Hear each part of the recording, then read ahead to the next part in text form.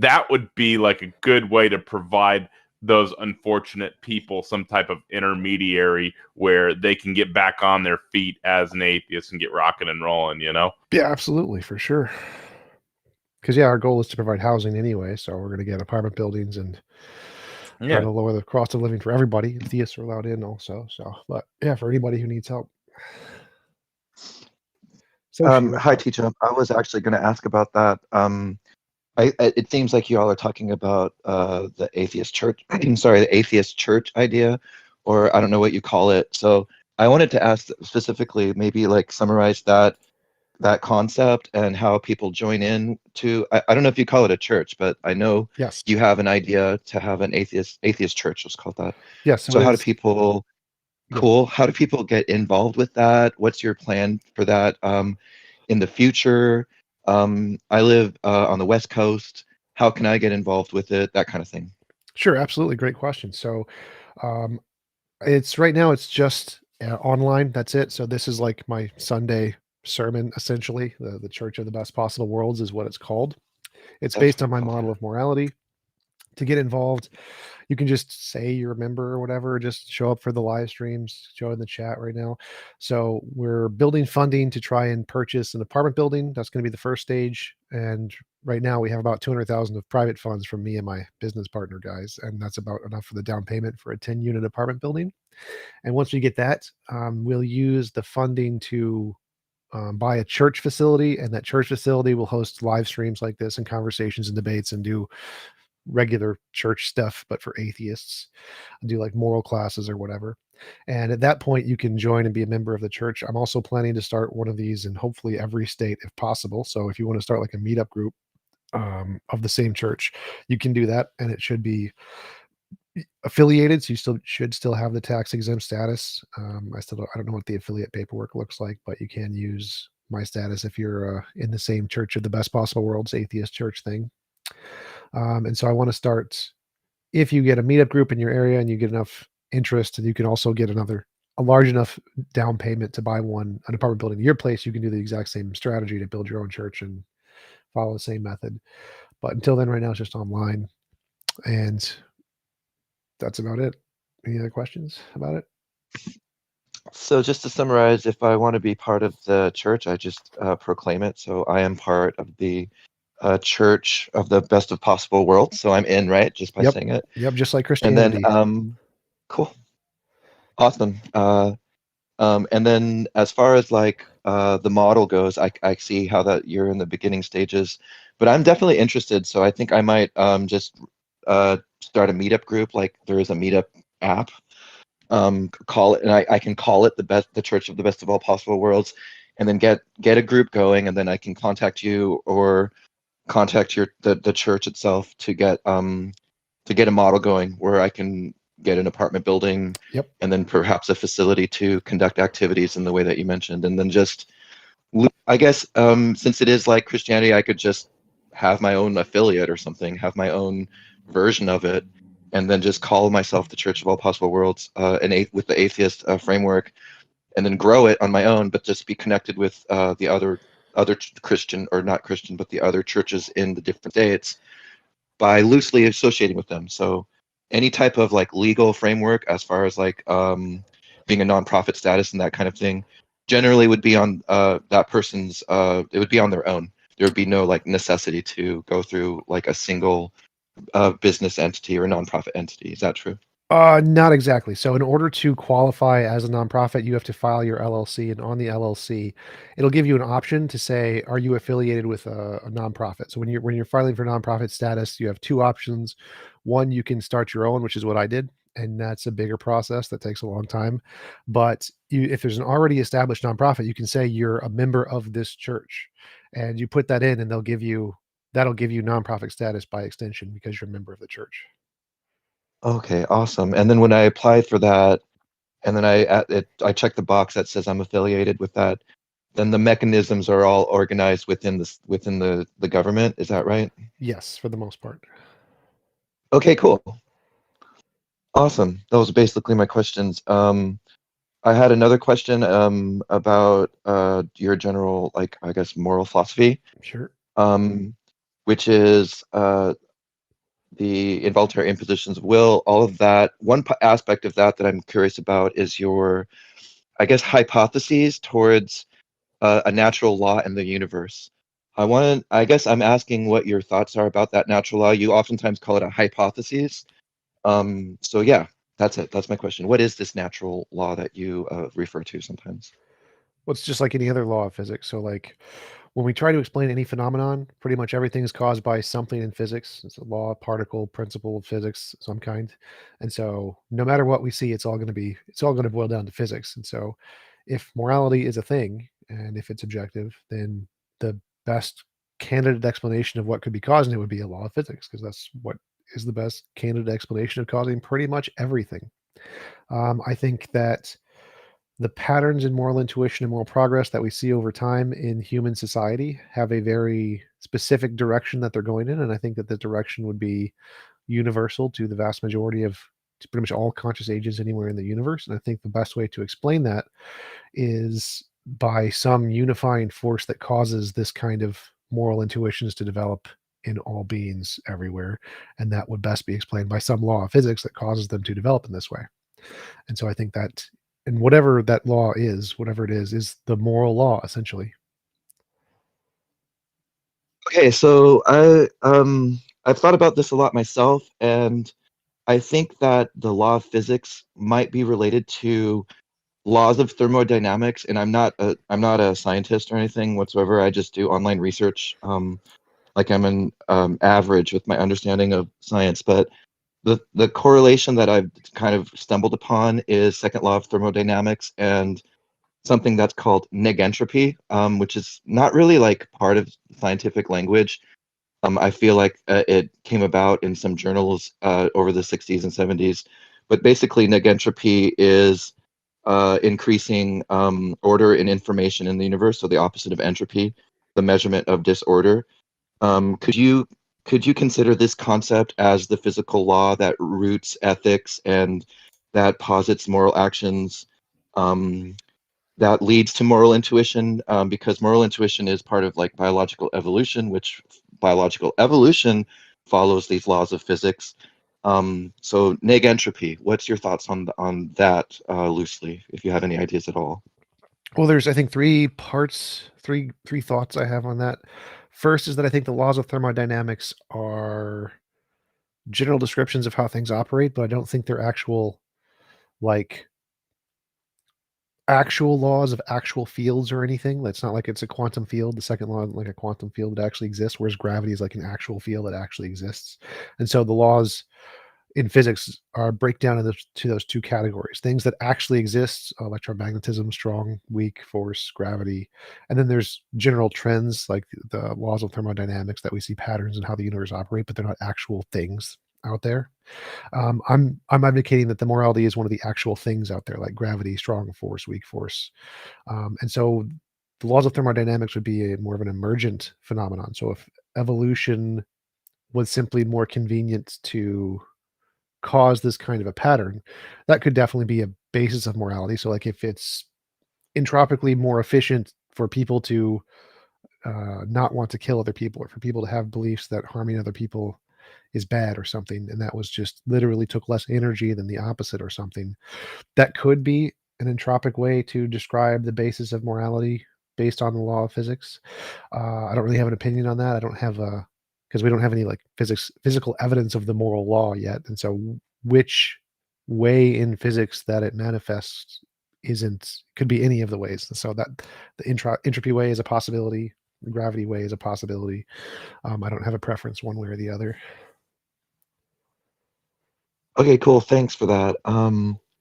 Last question. I stumbled upon something in my studies about ethics called masculine feminine ethics. Do you know about that? This, when I talk with people about this, nobody really knows about it.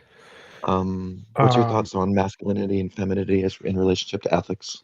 I think that men and women have different physical biological states, and those states specifically in the brain change differently. And so what they find as subjectively moral can change. So like men like certain things more than women, usually competition. Men have a more more drive for competition than women typically, and because of that, they value like leadership and authority more as opposed to like community. And so those trends do happen. I don't think it would be right to call them moral beliefs. I don't think the moral beliefs are that much different. I think that the pragmatic beliefs are different. So I think there's a pragmatic difference in what the beliefs are, but I wouldn't call them moral, because moral specifically to me would means like this objective moral thing, not just in the general sense of just any kind of social ethical behavior of any kind. It's mine specifically refers to this objective, whatever it happens to be. And so I think in the context of that field that you're talking about, the masculine, feminine morality, it's probably talking to more about pragmatic social values, not actual morality. Okay, that's a good way to look at that. Pragmatic social values. Cool. And then the new one that I've learned is something called particularism, in reference to morality. Do you know anything about particularism? Yeah, moral particularism. Yes, I have studied that. What about it?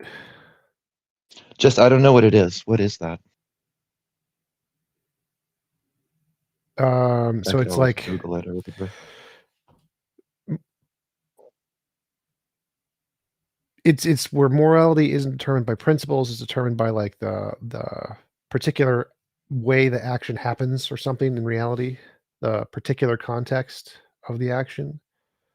So like this action is immoral if it causes this consequence or something. So it's about the particular situation that the action is in is determines whether or not it's moral, and there isn't some kind of overriding principle that you can use to say that any given action is wrong. So I would disagree with moral particularism. I think that you can give a principle, any involuntary imposition of will is immoral. And so I Mm-hmm. don't think it's contingent on the situation that makes something immoral. I think you can give general principles that describe the essence of morality. Cool. Okay. I guess those were my main questions. I can't think of anything else right now, so thanks for talking with me Yep. about that stuff. And I may potentially follow up with you about the the Church of All Possible, sorry, Church the of the Church of Best the Best Possible All World. Possible Worlds. Yeah. Yeah, I got it. And thanks for the I guess the clarification there, because Oh, I really what like the else? What else you can idea. do? Just one more thing is I Yeah. applied on YouTube for giving status. So if I get that, you can do a fundraiser on your channel or whatever for this church, and that would also be super helpful. Hey, yeah, cool. I have a channel. I'll start to grow it. I really appreciate it. I'm gonna step down. Thank Absolutely. you. Thanks for coming up.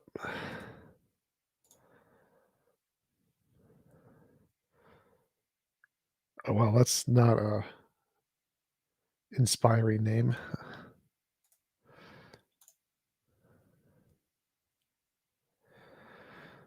What's up? Hey, how you doing? All right, how are you? I'm going fine, man. So, so my first question is this is related to Hinduism, okay? How much do you know APJ Abdul Kalam? What? Do I know what? Yeah, APJ Abdul Kalam. He was one of the I think he was the president of India back in the days. So he claimed that you know Ramayana, right, is one of those mythologies from Hinduism. Yeah. So he was saying that using a planetary device, I think it's something from NASA. He said that the mythological story of Ramayana actually it's not mythology, but it's actually history and was 7,000 years ago. Is there any way to counter that argument or? Well, there wasn't anything in the Bhagavad Gita or the Vedas that specifically happened 7,000 years ago. There was the age of the Earth. So in the Vedas, it says the age of the Earth is 4.3 billion years old, and that's pretty Yeah. close. So the actual age of the Earth is 4.5 billion. So that's a very good estimate. The problem is that it also says in the Vedas we're only halfway through a one of the sleeping cycles of Brahman. So it's about, which would mean we're only like 2 point 1 billion years old. So that would be wrong. No, like no, what I was saying that Ramayana, like because when I'm talking about Ramayana, I'm talking about Ramayana. I'm not actually talking about the Vedas or anything because Ramayana is written by Valmiki, and Valmiki was like so I think he's some kind of sage guru, I guess, who wrote a epic story, I guess, regarding Ram and how he defeated Ravana or something like that. So they were saying that using a planetary device, I don't know how does that work. You're the one who has knowledge in science. But using a planetary device, they were saying that this mythological story is actually happened, something like that.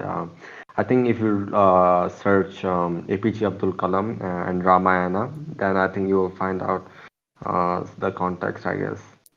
Well, But I have no yeah, idea. He would have to make specific predictions and then give us which device, which thing are we supposed to use? The James Webb Telescope, the Hubble telescope. What I don't know what planetary device we're supposed to use, but the LIGO experiment. yeah, some sort of planetary software was used. So wait, Well, hang you can on, get let me software find to this. do anything you want. So software Um, isn't evidence. So, but what you would need is novel testable so predictions. yes, yeah. So like in here it's written like as per the Institute of Scientific Research on Vedas, planetarium software has been wait one second. Planetary software has ascertained the birth of Lord Rama as 10th January 5114 BC in Ayodhya. It says something like that. Can I send you this link? DM you just if you want to check out, just in case. Sure, but there's nothing in cosmology that's significant 5,000 years ago. Yeah, I'm just like I was really confused regarding this article, so that's one of the question that I wanted to ask because as far as astrophysics and like NASA and planetarium software that they are using, I don't have much knowledge It sounds about. like it's doing astrology where it's looking at patterns in the stars and saying it's like this is your birth chart thing and saying, well, this guy has this birth chart which maps onto what the stars looked like 5,000 years ago or something. That seems most likely what Yeah, it's doing, which of course astrology is meaningless, and so you can just make it yeah, whatever dates you want. yeah. Yeah, but it's just very complicating for me. And there are many Indian atheists who I have talked with, and it seems like I haven't gotten a proper response yet. I might have to talk with them. There are many Indian atheist YouTubers who I am talking with right now regarding this, whether this claim is correct or not. So, okay, fine. I'll ask Well, them. I would say the Okay. first thing you need to do is in the article, you need to find exactly what the prediction is. What does it say it found? And then where does it say this Yeah. was going to be found before we found it? Those are the two things you need. You can say, so here's the book, and in the book it says this sentence, and this sentence has to be a precise sentence of something that we would discover. And you say, here's the experiment we can use, and here's the device we can use to find that that's true. Those are the two things we need. Because right now it's just a bunch of vague stuff that I can't tell what exactly it's saying either way. And so you need those two Yeah. specific things to be able to determine what the claim is. Okay. Okay. Yeah. Okay. Fine. Um, so another claim that many Hindu nationalists have made is regarding Gaumutra. So Gaumutra is like cow urine, okay? They claim that Gaumutra is actually beneficial to health and it has ability to remove cancer and all that kind of stuff. And whenever I mean literally like the BJP government, the Bharatiya Janata Party, which is the ruling party in our country, the ministers in there, like even the education minister of the state of Rajasthan, I believe, they seems to promote cow urine and says that cow urine is beneficial to health and you should drink cow urine. I mean, these are literal ministers of our country, and they are leaders of our country, and they're saying things like that. Here in So America, we whenever, have young Earth creationists who believe the world was created 6,000 years ago. So having crazy people in politics yeah, is common in religious countries. y- yeah. So is there because whenever I ask them, they tell me, "Oh, I'm not saying raw cow urine. I'm telling you that you should drink distilled cow urine." So that's what they say. Like, so you have to drink distilled cow urine, and it will cure your cancer. It will, in fact, during the There is COVID no time, cure there for were, cancer. There is no cure for cancer. The best we can do is like what's it called? Chemotherapy, where we try to kill it with chemicals.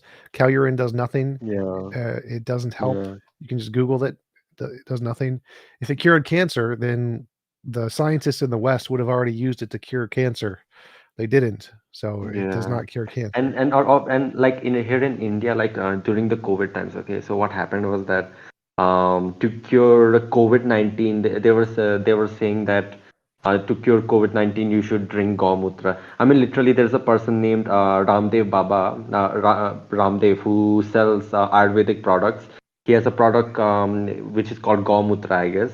It's literally distilled cow urine that he says to drink, and it will be very beneficial to your health.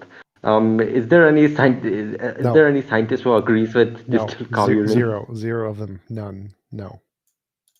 I hope, yeah, because like literally they're bringing these kinds of weird studies where they say that cow urine, Gaumutra, cow urine is actually beneficial to health, and like literal BJP ministers are promoting this, so it's crazy. So Yeah, I they're just wanted wrong. to They're confirm all it. wrong. If any of it worked, it would be being used in the West. It's not being used in the West, therefore it doesn't work.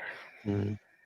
And also, yeah, like they say that the reason like of course these are the same, like these people, whenever somebody says that, oh, the scientific consensus doesn't agree with you, the scientists don't agree with you, they will say that, oh, the Western imperialists are, they will never accept Eastern science and all that kind of stuff. How do you respond to that?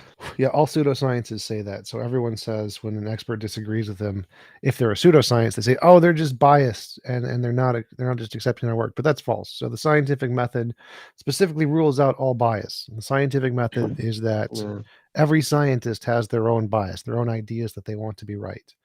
And the way you get yeah, famous in science is by proving your idea right and everyone else wrong. mm, And so everyone is trying to prove your idea wrong because they want to prove their mm, idea right.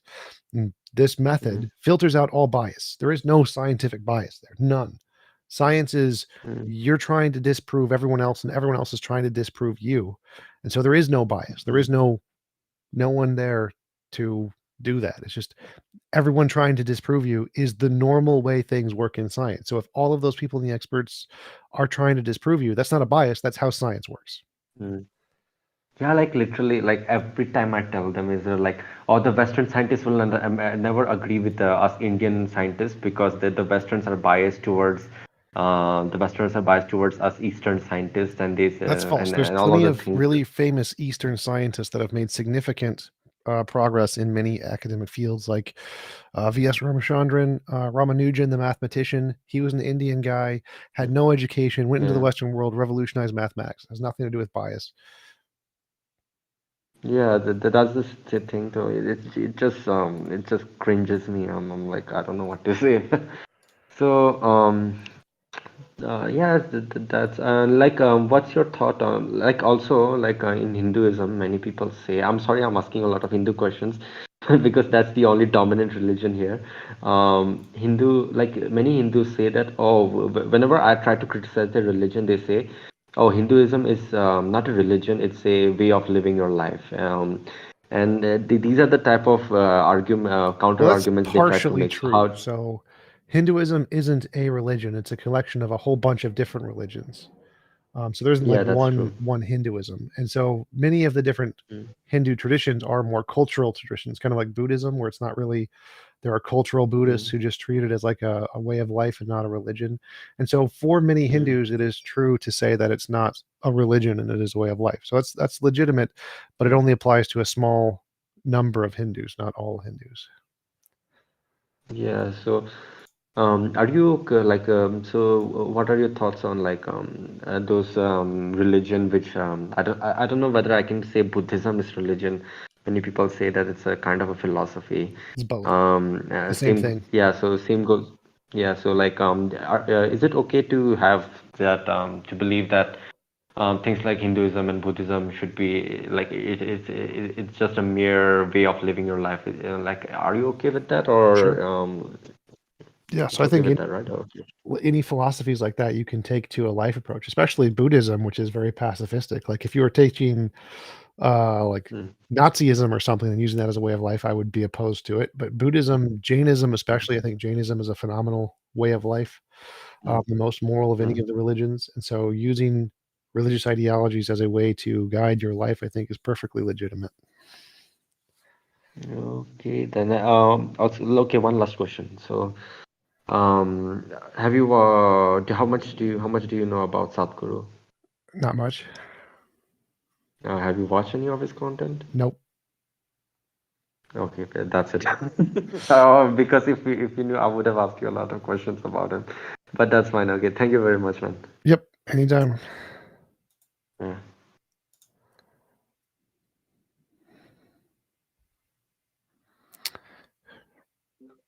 Yo, TJump. Hello, Potato. How's it going? Okay, how are you? Good, man. I heard about your channel, bro. Like, I heard about the video. Cool. Yeah, bro. Like, nah, YouTube really harsh for real, bro. True Now, that. anyways, I'm here to debate. So, but you know, I understand, bro. Like the censorship and stuff, like, all of that stuff. Appreciate it. Anyways, you know, I got a question, right? I mean, about what you think about like non-existence, basically. What do you think about that? It doesn't exist.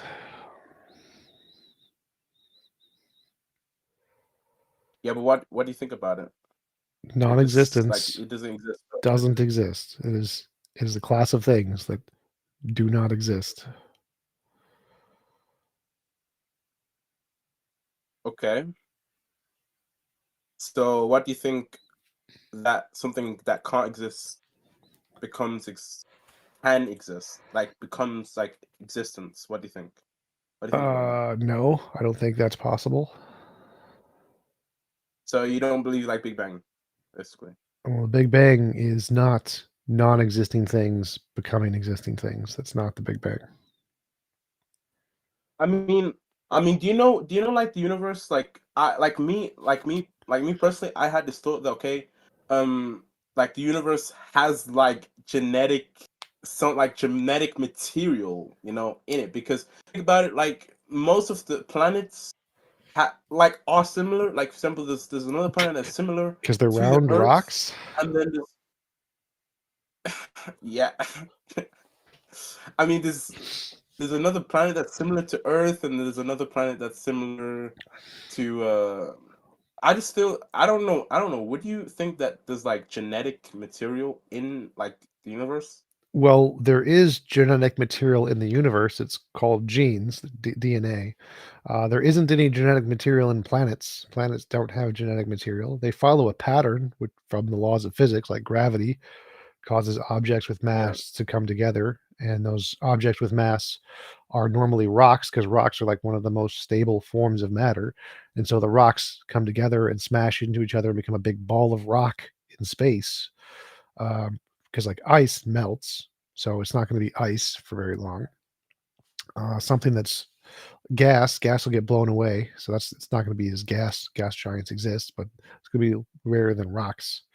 So it's not about there's no So genes there. It's just, hey, here's matter. It's common. The more common the matter, the more common it's going to form into a okay, planet. but then we have to ask ourselves like, okay, where these rocks come from? Do they come from like stars or like, you know? That's the question. Like, where did rocks come from? Do they come from like a black hole or something like that? That's like Nothing comes from a black hole. That's why it's a black hole. It goes in, it doesn't come out. So first there was just like quantum fields. Quantum fields, fluctuation in the quantum fields separated energy into positive and negative states. The positive and negative states are particles, so like a particle and an antiparticle. And these particles and antiparticles, when they combined with other particles and antiparticles, they became gas, so hydrogen, helium, gases. And these gases then, through gravity, got crushed together. And when they got crushed together, like by stars, they became heavier elements like oxygen and carbon and iron. And then the stars exploded and sent these particles out into space everywhere. And then they came together into big rocks called planets.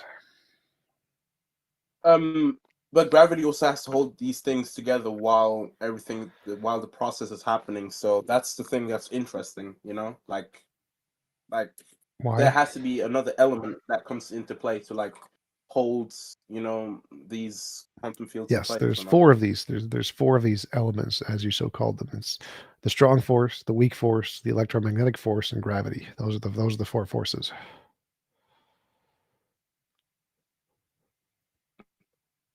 But like, is gravity like always there? Is like like Yes. I know that in gravity there's like a strong point, and there's like I know in What? like gravity strong point is a weak point. You know, like at some places like it's like you know stronger than other places. So Yes, places with more but mass. yet all the planets are perfectly moving. You know, I have no idea. I have no idea what you're talking about there. So So I the don't more mass, more understand that. gravity. Less mass, less You know, like gravity. It is there always. but you know the parts, for example, some parts of the Earth, for example, there is gravity. Then you know, than other countries. You know, What? What? There's no that's what I don't part of the understand. Earth that has more gravity. Like maybe you're thinking of the fact that the further away from the center of the Earth you go, the less gravity affects you. So you're Yeah, way lighter on the top of a mountain than you do.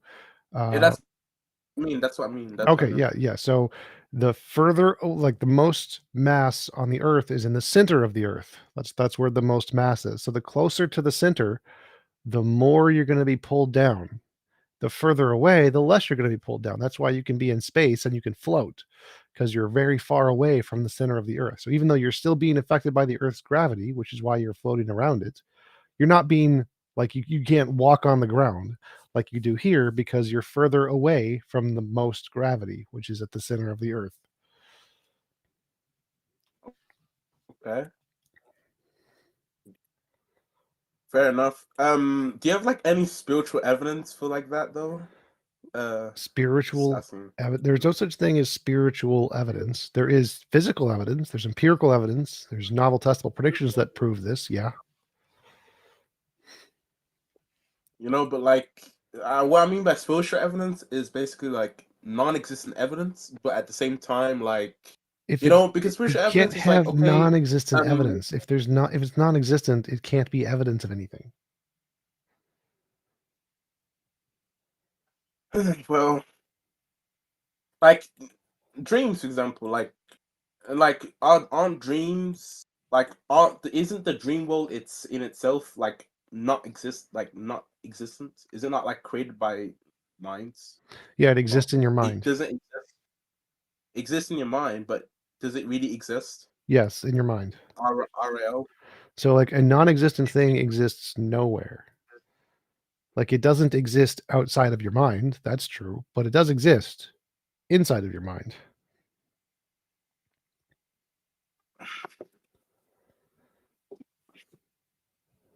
So,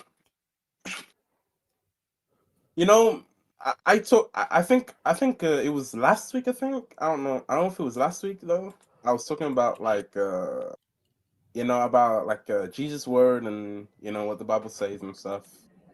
What do you think about that? You know, what do you think? Does like the Bible give enough evidence for existing, or like I think do you believe like in Hinduism or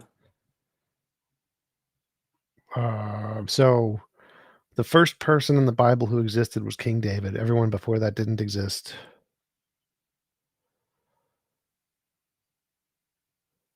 So some things in the Bible did okay? happen and did exist, and many things did not happen and did not exist. Well, like what do you think about the current prophecies though? Because like current prophecies basically say, okay, well, it's like it's more like a hint. It's not like okay, it's 100% facts, right? I mean, we don't know the day or the hour, but by prophecy, we should maybe see Jesus coming by 2030, That would right? be phenomenal Um, evidence. If that happens, that would be good evidence of Christianity. there's a lot of evidence already out there in the Bible, prophecies like that are predict from 2,000 years ago. For example, like dawn of second day. But I talked about this before. I None don't of those think you want to hear like work. the same thing. So all of the prophecies in the like Old Testament are vague and ambiguous and can be interpreted in a million different ways. But end time prophecies, Those and haven't happened yet. that has kind of happened. What is an end time prophecy that you think happened? I'll search this one up because I don't remember it from the top of my head.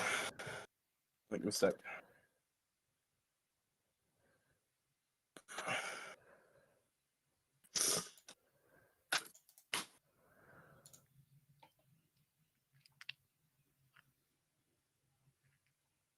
Well, when I talk about end time prophecies, I'm talking about like how people are gonna rebel against God and people are gonna follow myths instead of just that type of stuff, right? Well, those aren't prophecies. Those are things that have always happened all throughout time. So, like for it to be a prophecy, you have to predict something yeah, but that we don't know yet. it says before his coming, right? It says before his coming, right? And second day should be his second coming. Well, like if I said and before in the second day, so like if I said before the spaghetti monster comes to Earth, people will breathe air. That's a stupid prophecy because people have been breathing air for thousands of years, hundreds of thousands of years. And so predicting people are do the same thing they're already doing isn't a prophecy. It's saying people will continue to do the things they're already doing, which doesn't give us anything specific. So, like if I said people will all become purple, that would be good because that's different. It's something new. but then you're kind of ignoring the evolution part. That like we can change. For example, back 100 years ago, right? People thought LGBTQ was like dumb, but it's not dumb now. It's like no, kind of. Well, it wasn't dumb back then either. So, like Rome, it was pretty common. But it was dumb to think that. It was dumb to think that. Not really. But so even if people change, that wouldn't make a difference. So if you predict people breathe air and people will breathe air at the end times, and then like in 5,000 years people stop breathing air, well, it just mean your prediction was wrong. Why if we can live without breathing air? What about that? Then that would mean your prediction was wrong. So if you said people will breathe air before the end times, and then all people stop breathing air, then there's no one left to breathe air, and the prediction is wrong. Of course. You're right about that. But let's say, even though let's say it happened before, or the rebellion and stuff, like you kind of need to know that at one point there was times where because now even in this like generation we have like I don't know how much Christians Christian is definitely one of the most popular religion.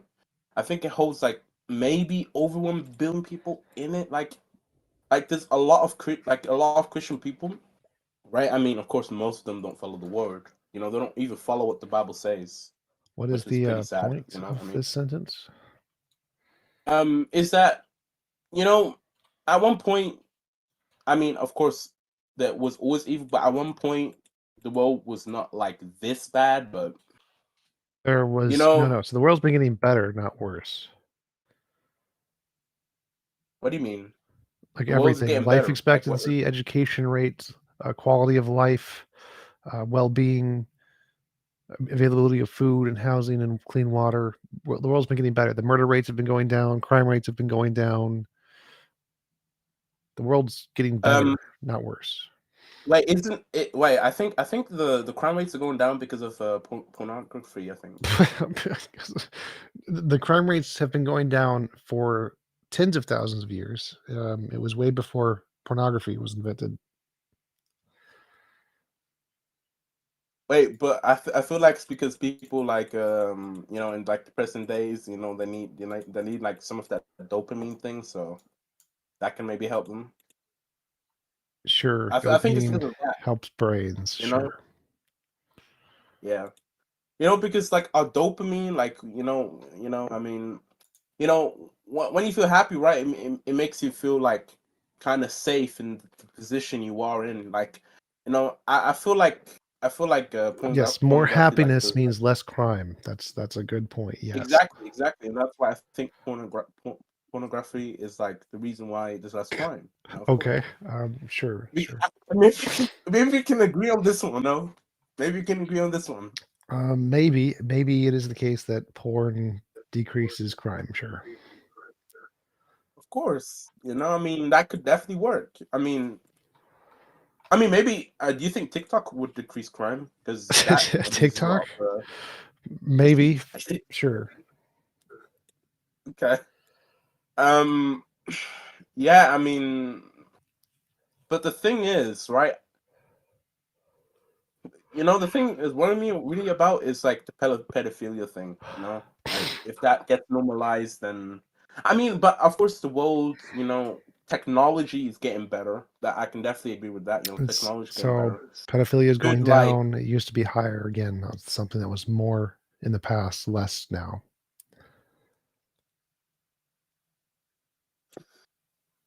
Yeah. I mean, what do you think that? What do you think that? There would be really less. I think there would be more crimes in the future, though. I think the scales could like go back up once there's more technology, right? People are gonna. I feel like people are gonna literally kill just for technology. That's what I'm gonna think. That's what I think. That makes You know. zero sense.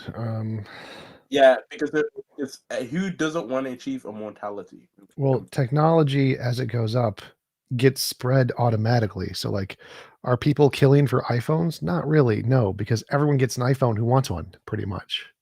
I mean, people steal iPhones. It's true. People steal Like iPhones. they risk. Like I mean, we're not in those days yet, but they risk like if they do it multiple times, they risk persecution. No. Again, this is not an increase in crime. This is a decrease in crime. It used to be if you stole a piece of bread, you would get your hand cut off. Now you steal an iPhone, you get a fine. Yeah, what fine? Like what? Exactly. You get charged money. You have to pay a fine. Okay, what if you don't have that money? Well then, And you do community service. what if you don't want You go to prison. to? Why if you don't want to? Why if you don't want to go prison? They don't give you the choice. The men in the blue suits come lock you up anyway. And what if you do bullshit in prison then? You Stay stay in long in there prison. longer. Yeah, it's obvious, bro. It's so obvious. But what it like? Let's say the guy just really doesn't care about his life and just wants to just do bullshit. Well then. Then he goes to prison. Yeah, he goes to prison, but what? Like, let's say Was he there like kills almost. a point to this? Let's say he kills everyone in prison. He does bullshit. He doesn't want to change. He doesn't want to repent. Then what? Wait, what's He'd then? be put into solitary confinement, and he wouldn't be able to harm anybody anymore. Maybe we should just like give like the prisoner an iPhone and he has dopamine. He can watch porn and then no, no. I feel like If you're nowadays. talking about how do we best get criminals to stop being criminals, there are criminal justice systems that do cause remittance of criminal behavior. So, like Sweden, Finland, Denmark, Germany have criminal systems that are less barbaric than America and that work better to cause people to be cured. Of course, but we talked about like the free will thing last time, or the free choice, about like like about the drowning thing. That was like interesting. But yeah, I really don't know, man. Like, let's say that prisoner would just kill like everyone in that prison. Like, he's just gonna stay longer and longer. Like, I feel like there's a limit. I feel like, anyways, there's a limit to like what you can do, right? Yes, like he was only going to stay as long as he's alive, and then when he stops being alive, he won't be there anymore. Yeah, of course. Was there a There's a point? limit, but then we need to also understand. Okay, there's a limit to what we humans can do, right? So that's why Obviously. for me personally, I believe like in a God, right? Because he is boundless, you know. That makes zero sense. Saying Because the that we limits of have what we limits, do, therefore I believe in a God because I don't want limits, does not make sense. that's not what I said. I said he has no limits, so that's why also I believe in him. Also, Right. it's because So believing that Jesus, something right? Jesus died exists on the because cross, it right? has He less did it for our limits sins. is not rational. What? Believing something exists because you've defined it as having no limits is not rational. Like I can define my bank account as having $1 billion because I want it to exist. Doesn't mean it exists. Yeah, I can also say hypothesis, right? It's a hypothesis. Sure. What is your testable prediction?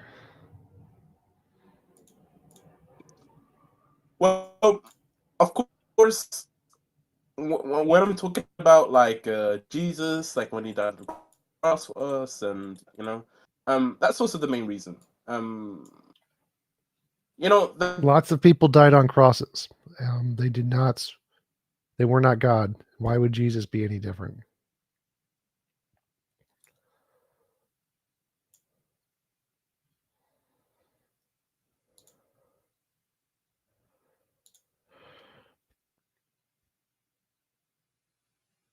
Let's give some other people a chance to talk for a bit.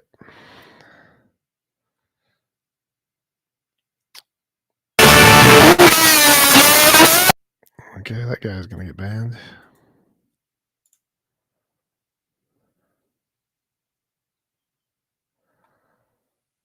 Hey, TJump. Hey, How are you doing this morning? all right. A little tired. How are you?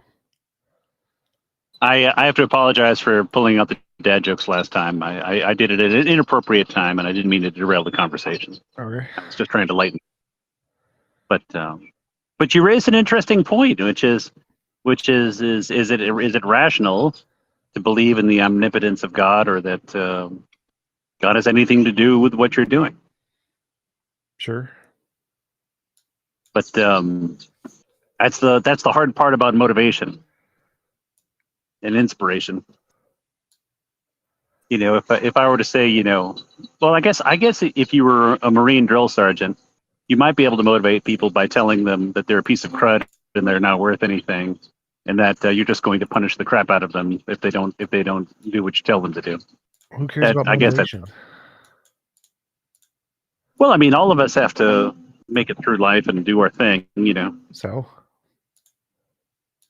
I mean, if we're unmotivated, we might not do anything. So? Well, that's important. It's important to do something with your Why life. did you jump to the conclusion that it's important? Well, I guess I suppose as an alternative, just shutting yourself in a box and waiting to die. I mean, it's good to get something done. No. Why would you assume that? Maybe the box life is better. Maybe the box life is better. Oh my goodness, you are tired today. No, it's a legitimate question. So you seem to be making a bunch of assumptions that people should have a purpose, and because people should have a purpose, we need something that motivates them. God can motivate, therefore God, something like that. It's a very, very bad argument. And so the first thing is, Well, but it's No. not that God motivates you. It's that by thinking of this abstraction, because it's not like God is sitting in your lap or God is my original question tapping you was, on the who shoulder cares physically. whether or not you motivate yourself? Why is that relevant to truth? The answer is it's not. It is not relevant to truth whether or not you motivate yourself. Well, I mean, if you don't motivate, then you won't accomplish anything, and you won't have anything. That's irrelevant to truth. So, like, I could have solved all of the truths of the universe and done nothing with my life. I would still be right. Well, I guess people at one time thought that philosophers were a waste of time. They didn't accomplish anything. They still are. I don't think they're a complete waste of time. But again, so the question still stands. Why do you keep bringing up this whole motivation thing? This is not relevant to truth. Whether or not people have a motivation does not make a difference to whether or not something is true. Well, I mean, if you look at the results of someone who's unmotivated, and you take that same person with motivation, Appeal and to you consequence you compare, fallacy. you The so results we shouldn't care. results We shouldn't don't care affect if we truth. accomplish anything. Results do not affect truth. Okay, so if someone were to make the argument that an individual is worthless and useless and indolent and a waste of time and space and a waste of food, you know, what would what should they defend themselves against that claim? They shouldn't have to. Like, again, you would need to show some kind of relevance to what this has to do with anything they said. So if you say, I forget his name, there was a philosopher who did nothing and didn't contribute to society and was homeless and threw poop at people, and he was one of the greatest philosophers in Roman antiquity, and you want to say he's worthless. Well, his ideas could be right and revolutionary. Simply saying he's a burden on society doesn't support your claim. Well, I mean, similarly to a philosopher, I think there were 12 disciples that, or at least, Okay. supposedly 12 disciples that had followed Jesus and had spread these ideas and ideals to other people. Yeah, I mean, one so could argue that they were worthless. well, the same argument would apply to them. Simply saying that they're a burden on society does not disprove anything they've said. So the truth of anything the apostle said and the truth of anything a philosopher said is Right. true independent of anything of who they are as people. Who they are as people does not matter. It's a tu quoque fallacy. Appeal to, or an ad hominem, saying the quality of the person literally makes zero difference to any claims they make ever. Well, I'm not saying that we're talking about different people. I'm just saying if you have the same individual with no motivation and is lax in Their their level of life, or motivation the makes same zero individual, difference. It has zero importance at all. but it has a huge difference. It has a huge difference. How does their level of motivation make anything they say or believe more or less likely to be true? Well, I mean, and this is not an attack on you personally, but you woke up today, or you stayed up today and are hosting this show. I mean, that's work. That's accomplishing more than nothing. Does that make any of my beliefs more likely to be true?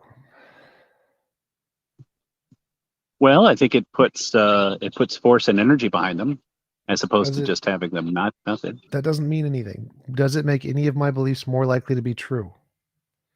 Well, I mean, truth can be seen as a popularity contest. No, it cannot. Literally, that's the opposite of truth.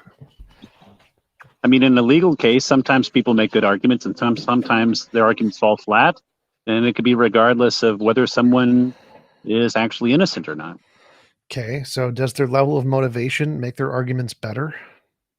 Well, if they don't work at it and they just show up and get creamed by the other side, If my the argument validity of is their case falls flat. if my argument is 1 + 1 = 2, does my level of motivation make that more or less likely to be true?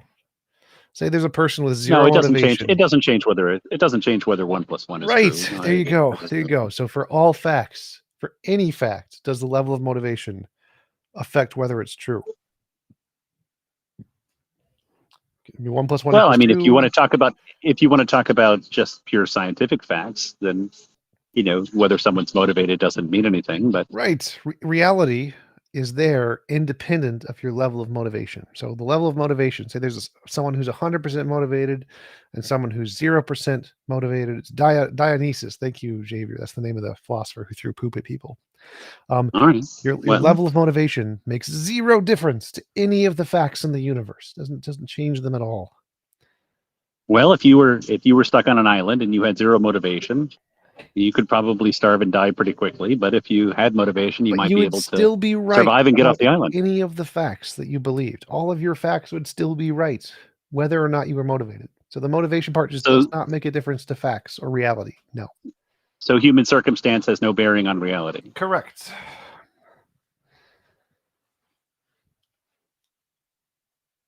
So human beings have no worth. No. That has literally no connection to the previous sentence you said. No, I'm saying the ability to have an influence on beings, reality has no bearing on whether or not we have worth.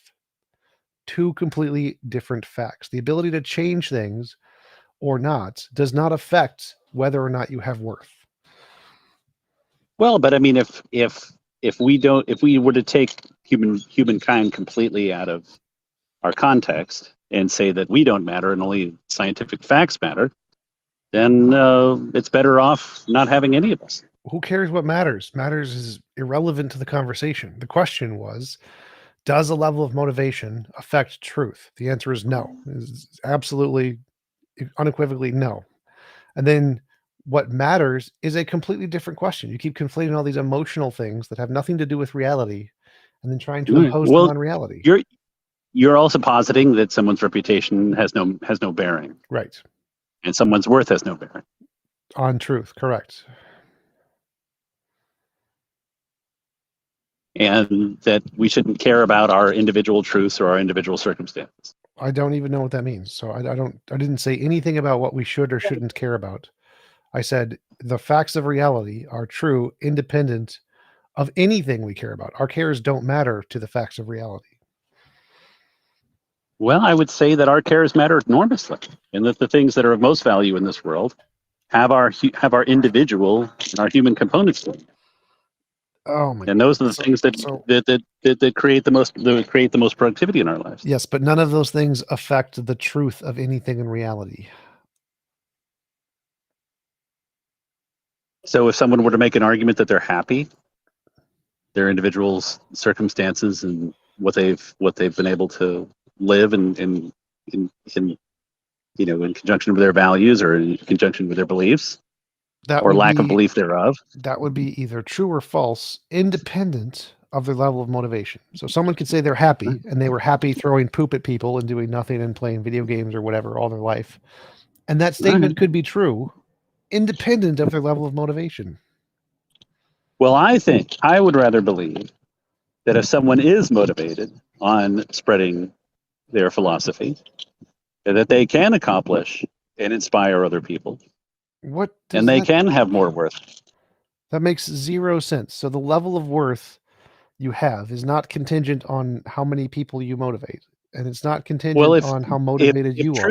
If truth is not spread, then it dies.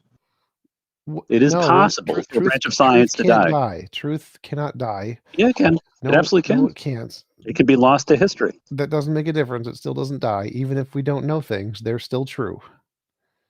So, well, human ignorance is a dangerous thing. Sure, but that's irrelevant to the truth of the thing. The thing is still true, even if no one knows it. Even if no one knows it? Yes, even if no. Well, I would like to believe that your show has more value than that.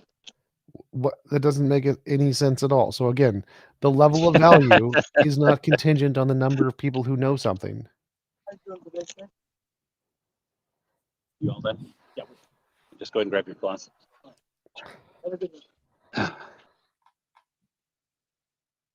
Where's my coffee? Well, I actually had to bring my car back because even though it is true that you can have a professional car washing service that is supposed to know how to vacuum the back of a car after you tell them to, they'll skip it and miss it. And you'll have to go back and get them to do it all over again. And that's true, independent of their level of motivation. Even if they were hyper motivated, that could still be true. No, they were not motivated. But they zoned out. Independent. They didn't execute. They didn't get there done. They didn't get it done. See, that's the hard part is that every single time it involves a human, you have to keep going. That sentence does not make sense. Well, I mean, it's like truth interacts with people, and people, help craft our reality. We all have an enormous impact on others. No one can change truth. Truth is whatever's out there, and you can't change it. You can change truth enormously. Please change the law of gravity for me. You can give shelter and food to someone. That's you not can give counsel and support to someone. None of that is changing truth. Sure, it is. They could go from being destitute and hungry and cold outside, or they could have a warm meal and clothes and. Again, not changing truth. So I don't know what you think that qualifies as changing truths of the universe, but okay. No, it doesn't change the universe, but it changes one small corner of the universe. Which truth of the universe does that change? Is it gravity, electromagnetism? Of human suffering? That's not a truth of the universe. So it is a truth. It is a truth. You could survey and determine how many people are in suffering or pain or anguish at any point in time. Right. And so if at time t there's a million people suffering, and at time t plus 1 there is one person suffering, it doesn't matter if you did it. Those facts are still going to be true at both times. You didn't change anything. All right. Well, I would say you have changed something. If you can relieve the suffering of nearly 1 million people, you've done something very tremendous. Yeah, maybe that was already maybe true. You'll even found a new philosophy. That was already true before you did it. Well, before you did it, it wasn't true. It wasn't there. You had more people. The sentence "you will do X" was true before you did X. Oh. Well, I mean, everyone starts with the plan of everything happening perfectly, and then what plans reality, and then reality interacts with the plan, with the plan, and I don't care what the plans are. So there's a set of propositions in the universe. This person will do X, and those sentences are all either true or false, and they are true or false before you're even born. Well, TJump, I don't mean to sound like a doubter here, but I would have to argue that if you're discussing these issues with people, that their provincial existence has bearing, has standing in the discussion. Great, but that only if you're storing data in a database or in some arcane library, can the storage of facts and universal knowledge, you're like salting away meat for the winter. I mean, I'm not invalidating the efforts of many PhDs and other, learned individuals in creating knowledge and truth in scientific truth, but eventually we have to bring it back to us as people. That's great, but us as people can again never change truth. Well, and I guess our lives are pointless then, huh? No, the ability to change truth is not the measure of worth. Well, I have to respectfully disagree, and I don't. So like because you can't change gravity, you have less worth. Why does anyone buy anything if you can't change truth? Enjoy it. Is that not true? That is true. I mean, why would we take a girl out on a date or decide to get a car or an apartment or a house? Enjoyment, fun, happiness. And there's got to be some shred of truth to this, right? Yes, there is truth to all of those things. None of them involve changing truth. But they do. No. You could go from not having an apartment to having an apartment. You could go from not having a car to having a car, not having a date, having a date. None of those are changing truth. So again, there's all propositions. Proposition is a statement of fact. So at time t equals 7, here's the set of all facts of reality. At times t equals 8, here's the set of all facts describing reality. At times t equals 9, here's the set of all facts describing reality. You doing something isn't changing truth. Those sentences, the things that happened, this is the set that describes all facts at t equals 7. Here's the facts that describe all facts at t equals 8. You didn't change any of those. None of them. Well, if your actions did result in something different than what was before, then you did change something. No. Remember, so if every second of existence has a set of propositions that describes everything that's going on everywhere in the universe for that second. All right. And this exists for every second of the entire past and future. All of them. I agree. That means that you changed nothing. They were already that way before you did anything, before you were born. All of the things that you were going to do were already written in this set of propositions. They were already there. They were already true before you were ever born. And so you didn't change anything. So the only issue is whether the only issue that we're lacking to have seen the rest of the movie, and that's just a matter of patience and time to witness the new truth. Sort of. Like we can't And that we have change no truth. bearing on reality. We can't change truth. All right. Well, I mean, many years ago, there were erstwhile people who decided to settle in my current residing state of Texas. They had diseases, Indians, drought, and a general lack of supplies from industrial centers, except on rare occasions when things would come through. And yet they would get out and get a patch of land, and they would farm and hunt and gather food and survive. And if they didn't do the effort of working very hard, then they would have starved and died. Okay. Or if they didn't defend themselves, someone could have come along and killed them, and then their family is over. Yeah. So was the sentence "people will farm in Texas"? Was that sentence true 1,000,000 years ago? Well, I mean, our modern society is built on the sacrifice and efforts of people that came before us. So the question is the sentence "people will farm in Texas" true 1,000,000 years ago? Was that sentence true 1,000,000 years ago? No, they probably didn't have people in Texas 1,000,000 years ago. Right. So I said people will, it's future tense, people will farm in Texas. Was that sentence true 1,000,000 years ago? No, it was not. What? I would argue it was not. What? My head is just hurt with the silliness of what you just said. Because at the time, you couldn't prove that someone in the future would farm in Texas. If you could go back into a time machine and you didn't have future knowledge of what's coming. Oh, that's so dumb. All right, so you can't prove when you don't have evidence. I mean, you've argued evidence, time and time again. If I have zero evidence of the future, truth if I were to say, in the future, mankind will travel and repopulate a distant planet on another star.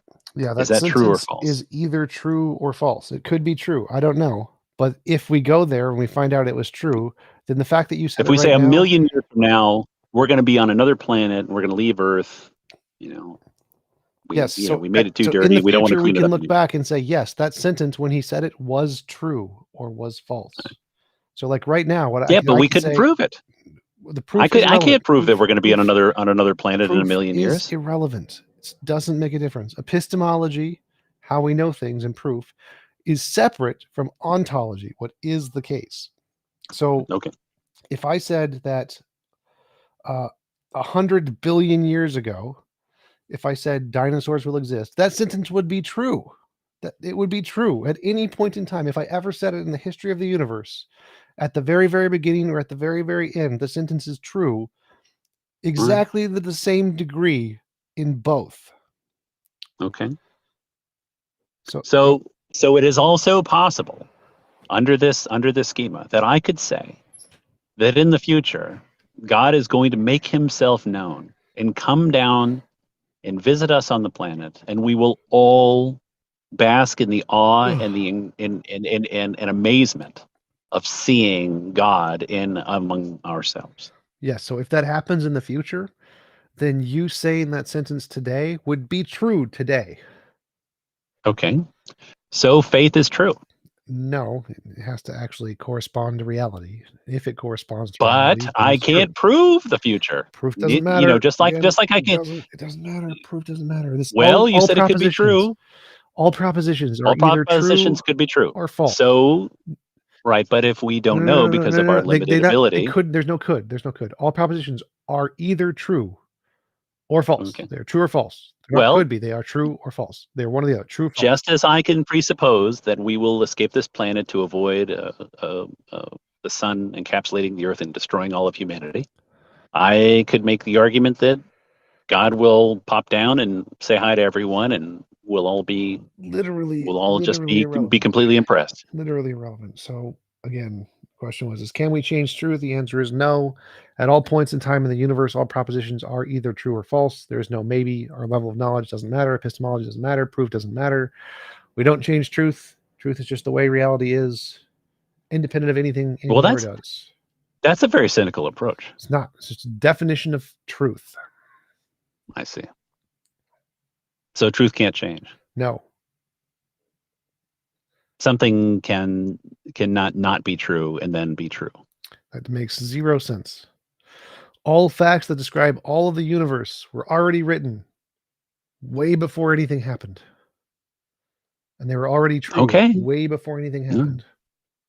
All right. So it is possible, because I can't prove it, that you're making a good argument or a bad argument. Sure. It is either the case my argument is good or bad. There's no possibility. Okay. All right.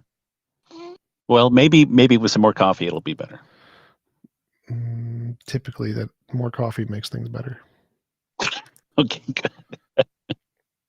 Hey, Gorski, what is up? What did you have anything for us? Mr. Jump, what's going on? I have a question for you about the Atheist Church, and I just wanted to do a follow-up question with David from last week. Who's David? David, the guy you were talking to earlier. David Good something. Oh, the guy with the come on, bro. yes. fond He's of using saying. the CapCut logo. Gotcha.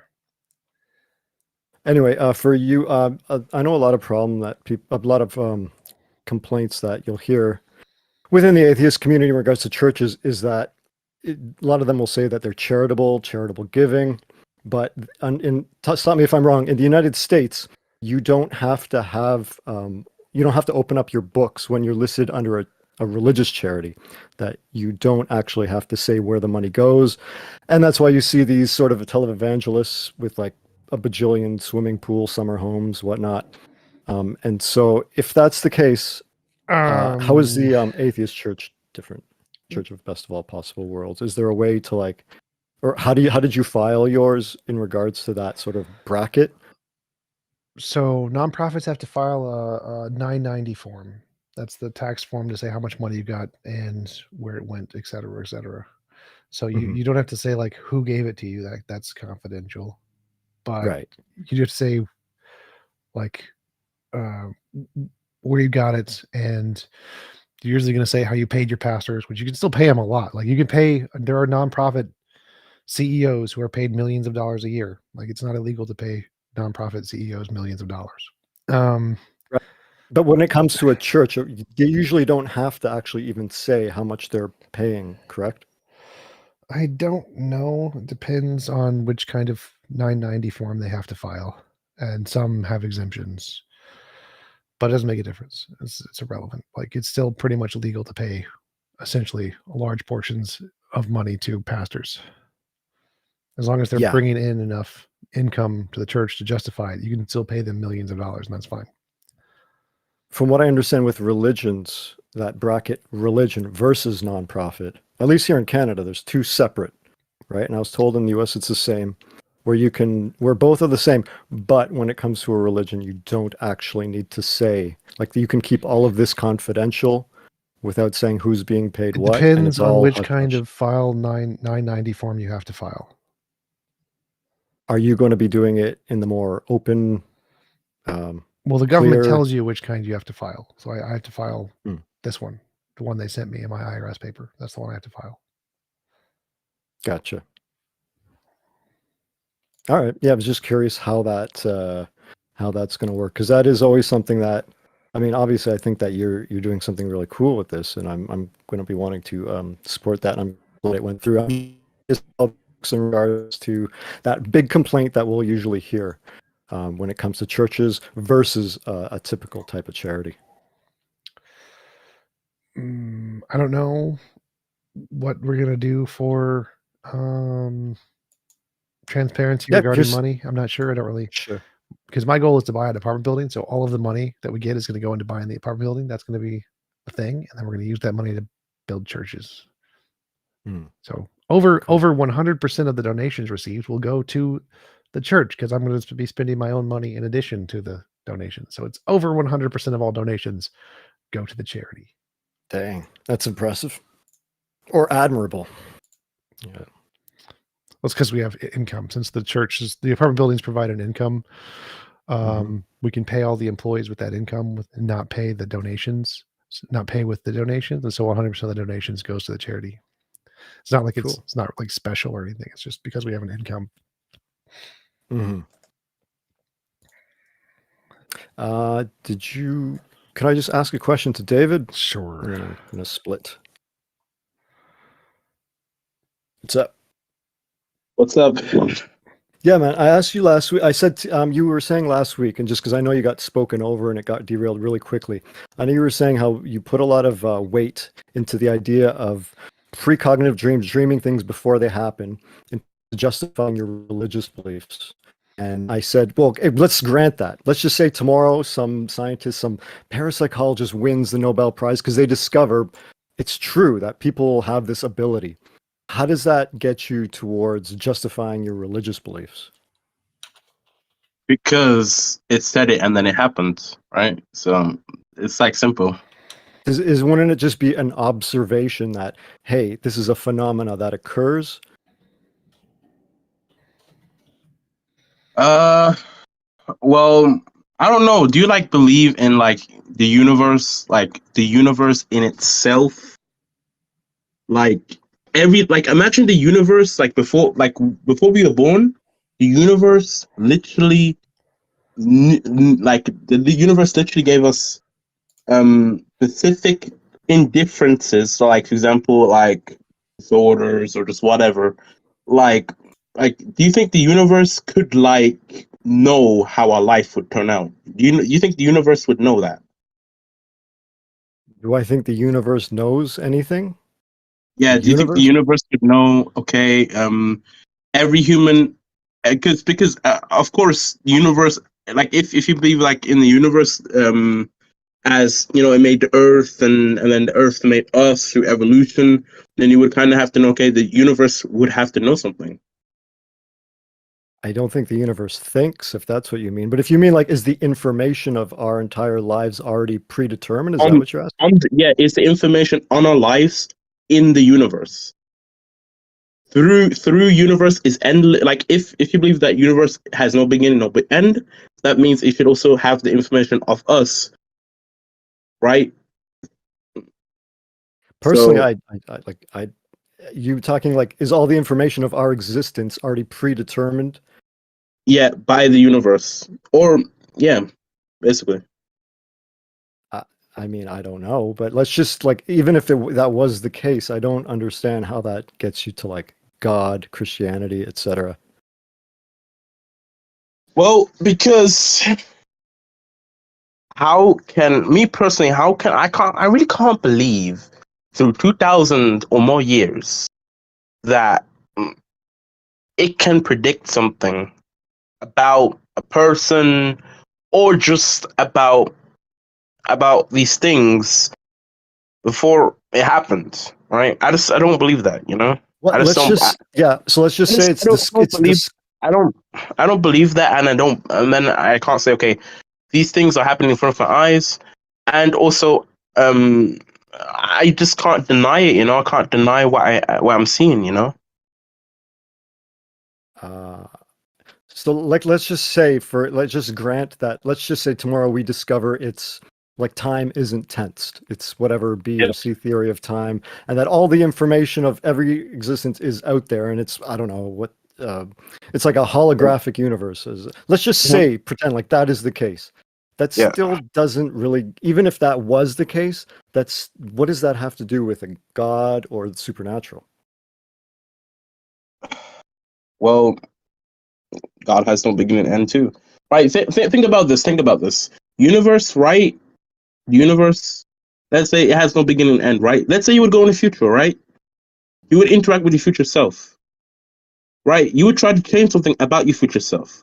Would it impact your current self, or would it not impact your current self? Because the universe has, like, if you would try to change some stuff in the universe has like kind of like a defense mechanism where it says, okay, no matter what happens, this won't, like, this, there's no like possibility for something to like change a fate. You can't change something that has always been there, you know. So we can't like God knows how we're gonna be in the future. For example, that's what I believe. He knows how we're gonna be in the future. He already knows how it is.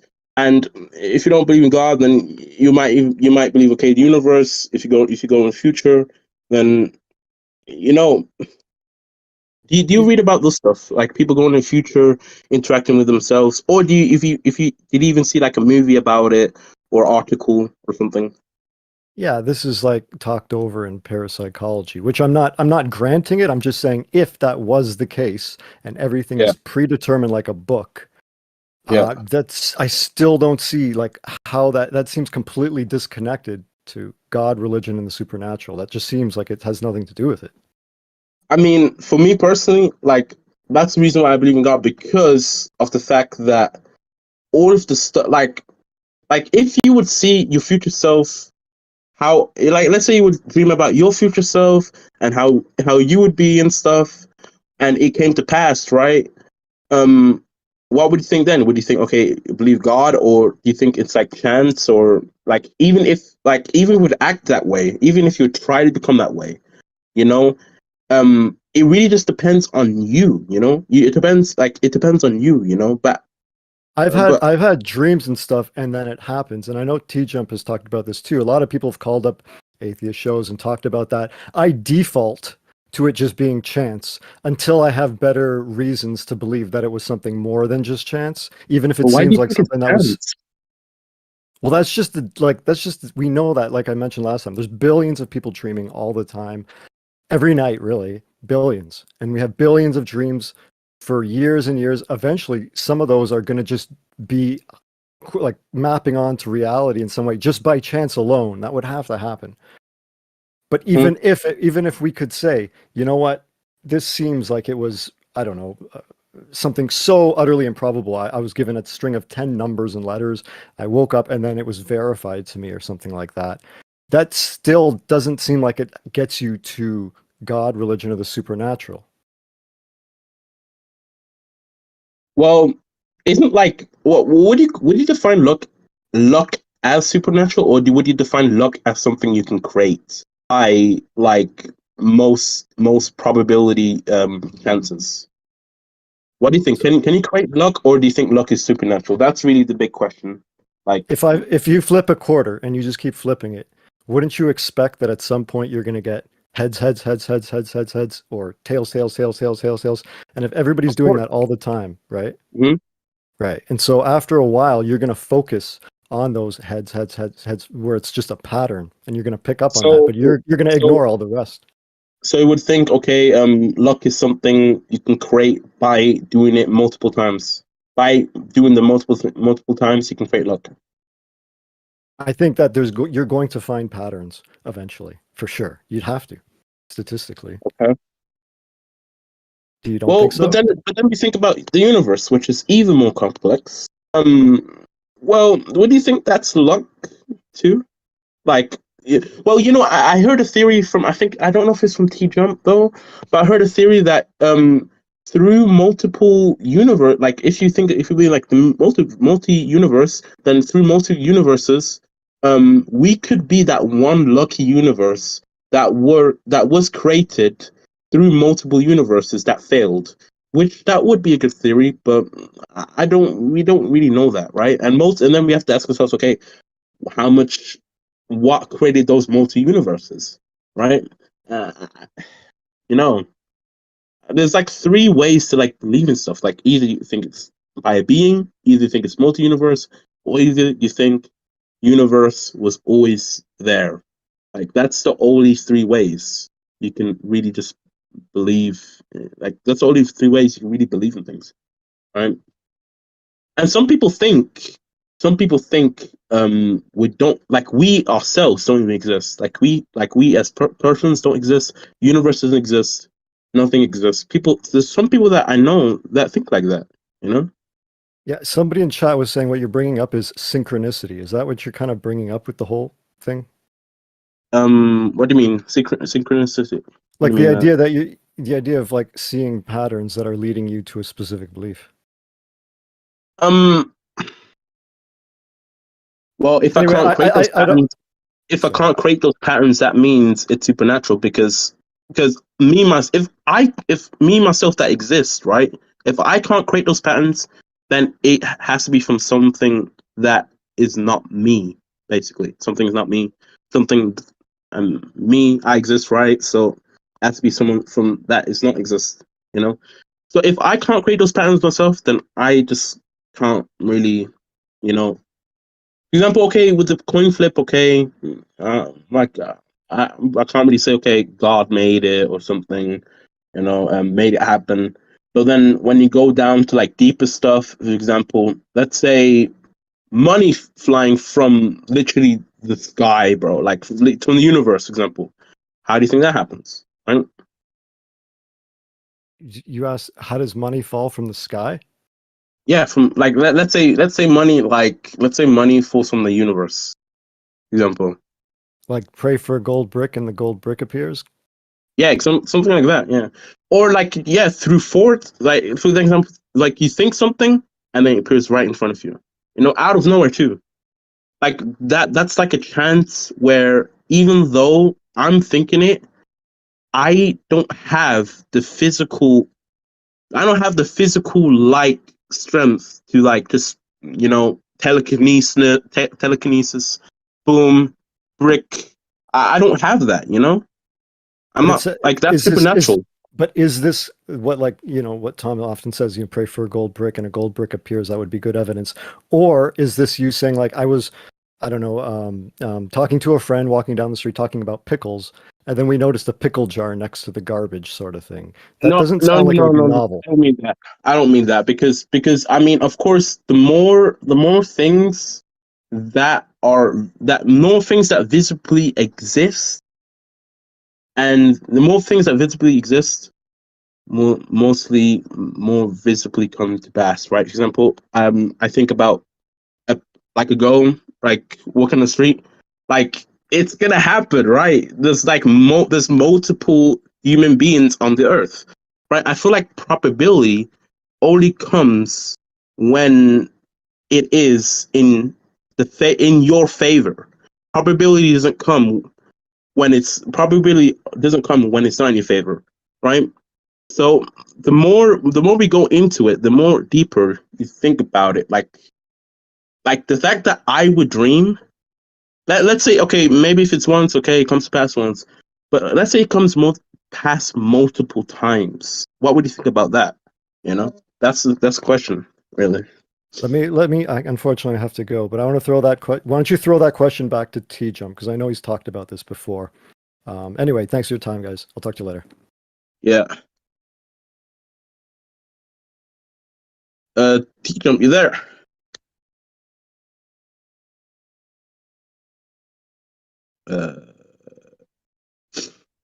TJump?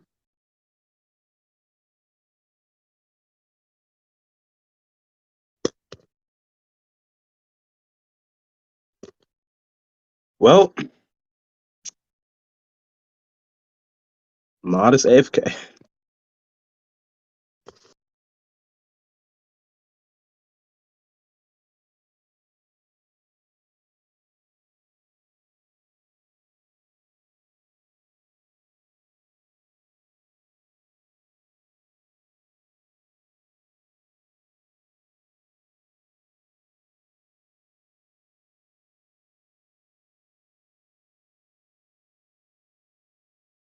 Bro, you there? Bro, are you there, bro? TJump?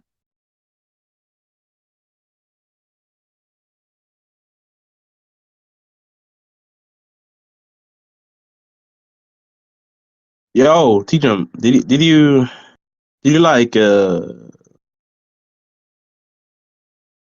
like sleep, bro? Like midstream?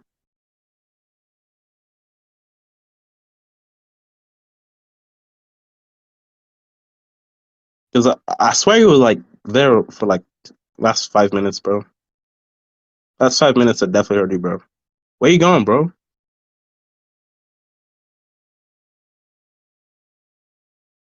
Yeah, I think we gotta wait this one.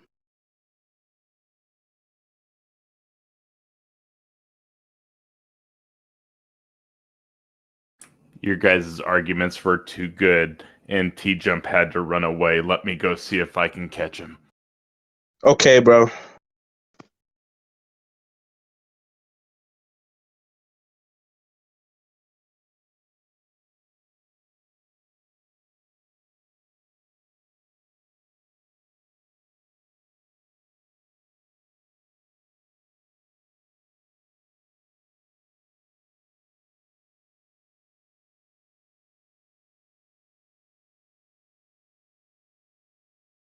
What do we got? Let's go, TJump. I had a. Oh, you're Sorry, I back. left you there. That was bad timing. Hey, wait, you're back. You're back for good though. Or What? TJump, you missed like a big chunk of argument. You know, I mean, Yeah, I was in the bathroom. No, I I was just thought saying, you was David. I thought you was asleep. I thought you was asleep. Yeah. I was. I think I didn't want to scream, because censorship, of course. But nice, bro. I was just saying to David. I have to go in a few minutes, but he had a question on synchronicity and dreams that I know you've talked about before, and you could probably, David, why don't you ask him, and I'll talk to you guys later. Okay. Yeah, TJ, what do you think about that? Like, Well, what? probability can like let's say you dream multiple times, right? And most of those things come to pass, right? What do you think? Like, It happens all the time. It happens to I me. do you get like 7 dreams, for example, and then all 7 come to pass? Yep. It's a common phenomenon. It happens in humans all the time. Do you think that the more probable something is, the more it's gonna happen? Obviously. Of course, but the less probable, would do you say like luck is like? Do you think you can create your own luck? No. Basically, what would you think? So would you like acknowledge that? Would you acknowledge that luck is supernatural, or would you say, No. okay, luck is like, so luck is not supernatural, or it is something that we can create? Neither. Basically, No, that's stupid. so neither. Yeah, it's a false dichotomy. So what would that be called? Luck is when things happen to you that you like that don't normally happen to people. That's all it is. It's not created. We didn't do it. It's not supernatural. It's just some people get happy things that happen to them in the universe, and other people get unhappy things that happen to them in the universe. We call it luck. There's no force of luck. So luck is basically something that could be like good. It's not a something. It's stuff happens, and if there are things that we like that happen, we call them lucky, and if there are things that we don't like that happen, we call them unlucky. So luck is basically like for you, luck is like emotion, like something like like emotional feeling you get of something that would normally not happen, but it's something that happened and it's something that's good. So luck is like Sure. that. Yeah, sure. Yeah. Okay. Okay. So do you think luck is something you can create though? No, you already asked. Can you create like good? Can you create like force of good? No. Okay. But can you create force of bad? No. Can you create the opposite? No. Somebody else raised their hand. Let's give them a Okay. chance to talk for a little bit. Of course. Hello? Hey, Oh, okay. I'm here. Hey, first of all, thank you for giving me an opportunity to talk. I just joined, so if I deviate from the topic, please let me know. But last I heard, we were talking about luck and whether it's a real thing or not, right? Um, I I like to think that first, luck you is should something. turn down the gain on your microphone because it's going I'm way, sorry, way is this above. better? Sure. Yeah, so I think luck is definitely something that's legitimate. I do think it's something that exists. If I could, I want to give like just like a life experience to kind of I don't know what anybody else has made a comparison about in terms of relating luck to real life, or whatever. But my own personal experience, I have to say it exists, because for example, I went out with this girl once, right? And the date was going absolutely terrible. And she I had made a comment, and then she said something along the lines of, "Oh no, my dad actually passed away," and it made something like it made it really awkward, right? And through luck, we actually ended up hooking up, so it was really just great, and I think because of that, luck definitely exists. You still, I you don't still think need to you can fix say your it doesn't. microphone. Obviously, there was something there that made that happen. And she ended up having some really nice tits, and we hooked up, and it was You great. need to fix your microphone.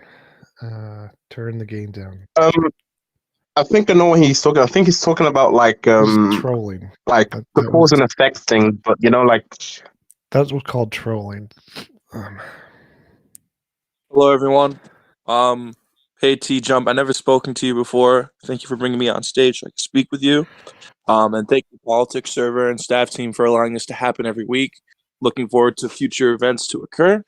TJump. I was a Christian for maybe 3 or 4 years, and I fell away because I realized that it's lacking in logic. And we're gonna get into the luck, all right, part. But TJump. Hello. Yeah, we can hear you. Sorry. You believe? I'm trying to. How do you put this on speaker?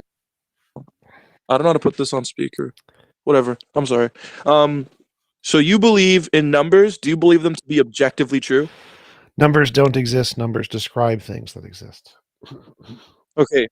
So could you describe someone's age? Sure. Okay. And that's a number. So it's subjective then. No. All right. Age is a system we made up So about this Earth going around the sun. It's not objective. okay, TJump. I used to go after tens, but then I started going for fives. Okay. Next.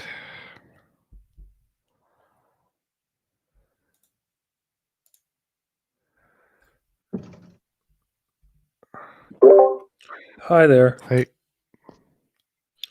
How do you know that God does not exist? Because there's no evidence, and there's a lot of evidence that it's made up by humans in their imagination.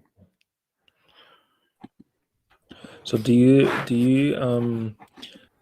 so where does truth come from, and how do you know it's true? Truth doesn't come from anywhere. Truth is that which corresponds to reality. How we know it's true is evidence. Okay. Do you believe in the unseen? Do you believe in miracles? No. There's no evidence of miracles. Isn't a miracle that your mother gave birth to you? No, that's biology. What about let's say, for instance, the miracle of the man touching the moon? You mean Armstrong? Yep. That wasn't a miracle. That's physics. I mean, it is a miracle. Like, how is that a miracle? Because very little people have actually done it before. So that doesn't make something a miracle. I think it's not a miracle if it's supernatural. If it's not a miracle, if it's not supernatural, If it's supernatural and then if it's supernatural and then I don't know, TJump, you think that a truth truth means something that then happens in the real world, basically? Sort of, yes. So let's say if Jesus would appear in front of you, would you believe him then? That would be good evidence. I would probably have to get more evidence that it wasn't just a delusion or something, but that'd be good evidence. I mean, Okay. to be honest, TJump, you must be one miserable guy if you don't believe in God. Like, come on, man. Well, it doesn't make any sense. Why do you think you need to believe in God to be happy? Sounds like a delusional religious thing. No, it's not. I mean, if we know God exists, Based on what? Because we all do the know God scientists exists. say he does not. Yeah, that's science. That's man-made. Yeah, and it's true. No, it's not. Science isn't Just true. because, just no. I mean, not all of science isn't true. Well, I pretty much mean, all of the some. Bible is false. No, it's Science not. is the most true thing of all things that we know about. No, not necessarily. Yeah, So do I you believe in mean, it is the case. Jesse Driftwood says, I'm 85 times happier since I realized I didn't believe in God. wait, who said that? Guy in my chat. Well, I mean, in the Bible, right? It's like it talks about repentance from your sin, right? And of course, it also says, no, well, it's not also says, but like it's mostly common that people love the sins and all of that stuff. So, I mean, of course, you're gonna feel more happy doing what you want than doing what the Bible says. I mean, that's pretty logical. Because the I mean, Bible's you gotta wrong. remember, Yeah. you must be one really delusional guy if you don't believe in God. Like, come on, man. Do you have any evidence for that? Of course I do. Like what? In the Bible, in the Quran, there's so many evidence that there is God. Like what? How we believe, for example, in the Bible, they believe he's one. What is the evidence? I don't care what they believed. I want to know what the evidence is.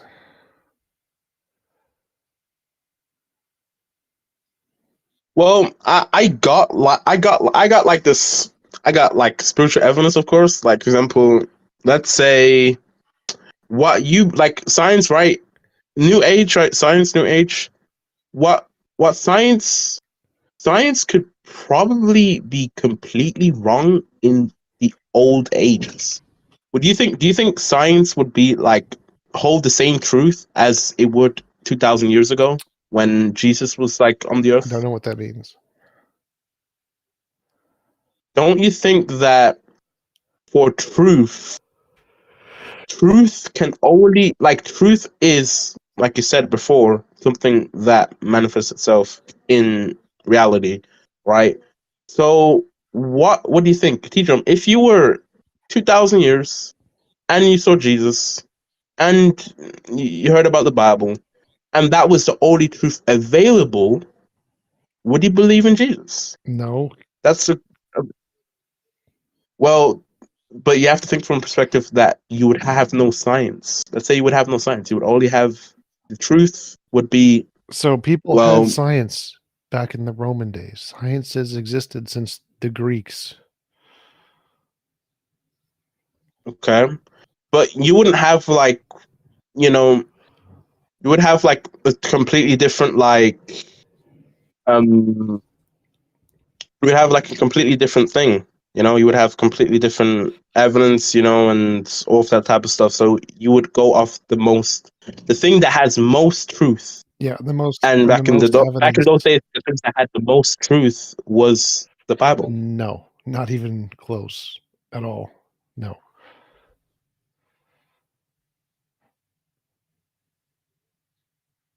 Like again, Greeks, we had science with Greeks. It was more true than the Bible before the Bible was written. Damn, I gotta go, man. Oh no. Wait. I'm so sad. Oh no. So Yeah. sad.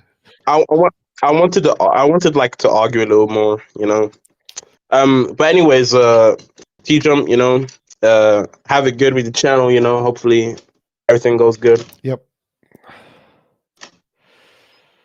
Talk to you later. Take a brief intermission and play my ad sponsored by me, because ads. Need my ads.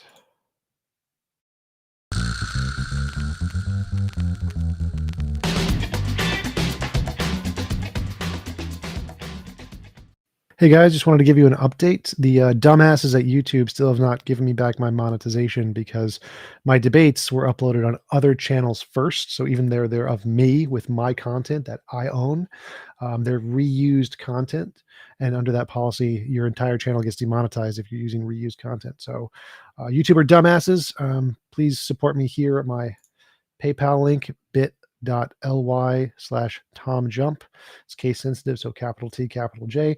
If you can, I really appreciate your support to make up for the idiots at YouTube. Thanks. That is. Thank you for listening to our sponsored message from our sponsor, me. Oh. Hey. Hello, Trump.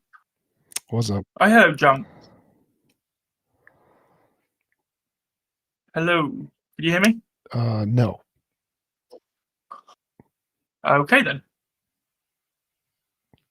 Are we still on intermission or? No, you can say words now. Fair enough. I was going to say, are you on the atheist side or are you? Yes. Okay, we are. Okay, I would say I'm an agnostic. Okay. So I was just to make it clear, I was born. So just to make it to cut the story thingy.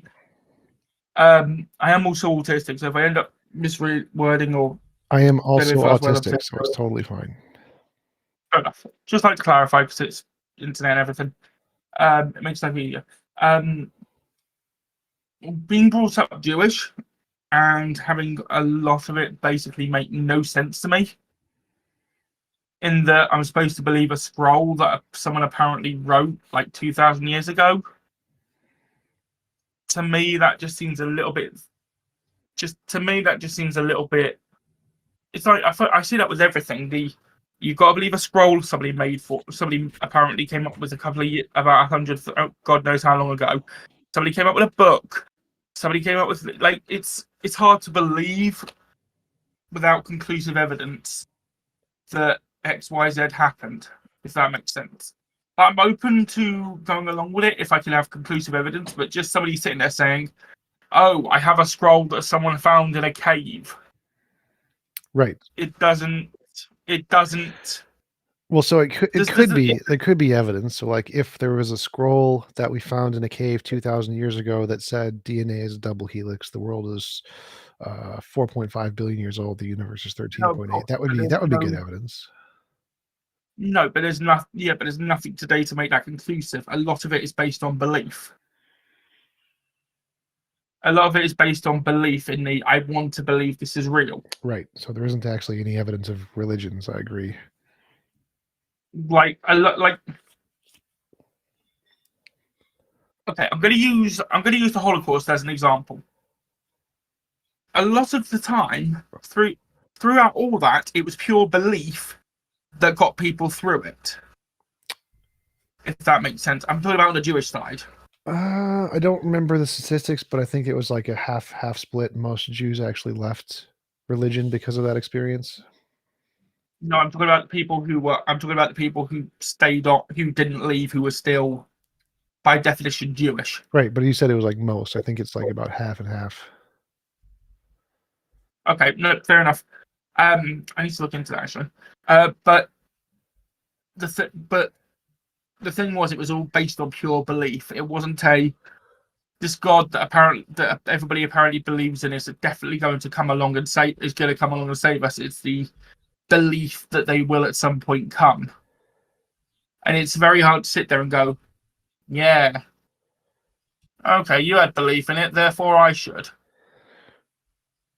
Right. Like, does that make sense? Sure. Belief helps people to be motivated. That's the primary benefit of religion, whether or not it's true. Of course, but then again, having a belief system also causes other problems when you are being forced into following the rules of said religion. Technically, that's true, but overall, the net impact is actually positive for religion. That's why it's so prevalent in most human societies.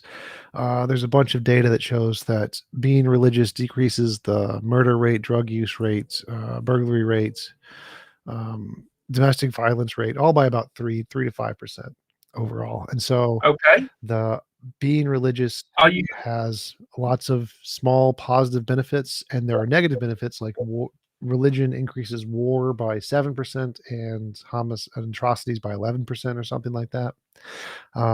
But overall, if we take the Where the stats are? what? Can I ask where the stats are from? There's a book. I actually have all the stats listed in my debate with R and Ra. You can see them. There's big slides that have all the stats listed there. Yeah, you can send if you can send DM me a link and I'll have a look. Okay. Because I'm genuinely curious myself. I'm not trying to say you're wrong or anything. I'm genuinely interested for me to decide. I'm just sort of. Let's see. TJump. It's just very versus R and Ra. TJump. There it sorry. is. Thanking you. Copy link. There you go. I DM'd you the link to the debate. I sent you a thing as well. All I'm saying is that it's very hard to sit. I'll have a look at that a little bit later. Thankfully, my thing is, there are also occasions where you get like rules that don't make sense. Like I'm going to talk from my own experience, but take on the Jewish side, you're not allowed to mix milk and meat. Now, for as long as I know, I've always been told it's just one of those rules, but there was never really an answer. What was the question? It kind of makes it.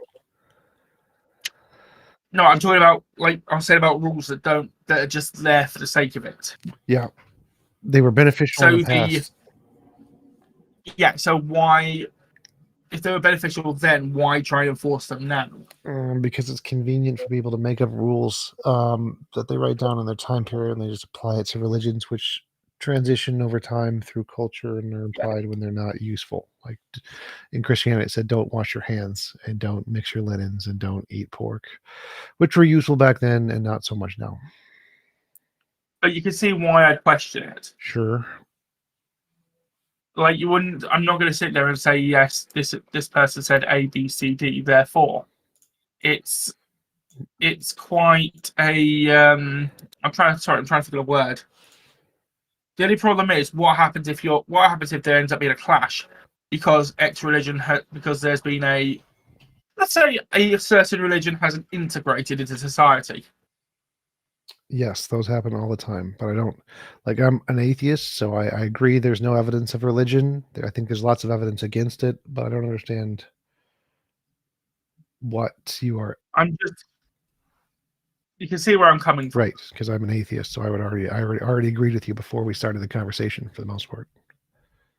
No, fair enough. I didn't realize which side you were on to begin with. It just said atheist call-in show. Yeah. I didn't know if you were talking to atheists and discussing with them or whether you were one yourself. Sure, both of those are I'm happy to talk with atheists or Christians. Fair enough. But yeah, I just thought while I had a moment I'd put my piece out there. Sure. But yeah, I sent you a thing in the Discord, so thingy. But until the next time. Yeah, check out that debate I sent you, because even though I'm an atheist, I was arguing that religion caused more good than harm in that debate because of all the stats and stuff I listed. I'm going to a bit later on. I've literally got to run for a bus. Sure. No problem. I'm going to but yeah, I will be but thanks again, and I'll yeah. Yep, talk to you later. And yeah, until the next time. Thanks again, Jump. What is up, Ghost? How you doing, boss man? Pretty good. How are you? I'm doing pretty good. I'm chilling. So is this like a talk show about the Bible, debating the Bible? Sure. Just anything God related. Any arguments, evidence, philosophy, Bible, I don't care. Oh, okay, I got you. I wanted to ask a question too. How did you get that partnership? I've never seen that before. What partnership? With the Discord partner server owner. How'd you get that? You apply for it. If you have a server with, I don't remember how many people you need, but a lot, and then you apply for Discord partnership. Oh, okay. I see. I'm definitely gonna check it out. So do you believe in the Bible, or is it just? I'm an atheist. I think there is no God. Okay. I see. Just wanted to ask a simple question. I'm not trying to debate like Christianity or anything, you know, because I don't usually talk to a lot of atheists and stuff like that. But so what do you think? Do you believe that God exists, or do you just like are you agnostic, or like you just Atheists, straight I up believe atheist? God does not exist. Okay. What are you basing that off of, evidence or? Yes, evidence. So everything, the vast majority of things people come up with no evidence are purely imaginary and don't exist in reality. God is a thing people made up that has no evidence. Therefore, it's likely God is purely imaginary. Okay. So, like, there is evidence of the Bible, though. Like, there's the bones, Jesus' brother's bones being found. You know, we look at Sodom and Gomorrah. If we look at There isn't any evidence of Sodom and archaeologists. Gomorrah, that's for sure.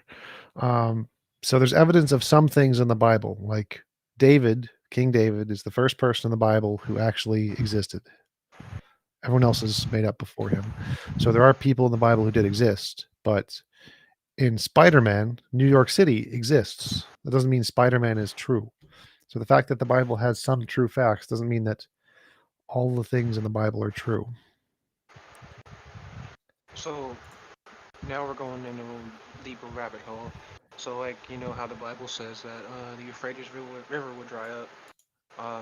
Do you believe that to be happening now, or did it happen throughout history? You know, it dried up, etc. It's dried up multiple times throughout history.